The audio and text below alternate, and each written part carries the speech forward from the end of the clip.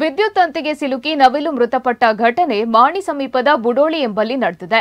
ನವಿಲು ಮೃತಪಟ್ಟ ಬಗ್ಗೆ ರಿಕ್ಷಾ ಚಾಲಕರು ಅರಣ್ಯ ಇಲಾಖೆಗೆ ಮಾಹಿತಿ ನೀಡಿದ್ದು, ಸ್ಥಳಕ್ಕೆ ಆಗಮಿಸಿದ ಅರಣ್ಯ ಇಲಾಖೆಯವರು ಮೃತ ನವಿಲನ್ನ ಸ್ಥಳದಿಂದ ಅನಂತಾಡಿ ಅರಣ್ಯ ಇಲಾಖೆಯ ಸಿಬ್ಬಂದಿಯವರಿಗೆ ಹಸ್ತಾಂತರ ಮಾಡಿದ್ದಾರೆ.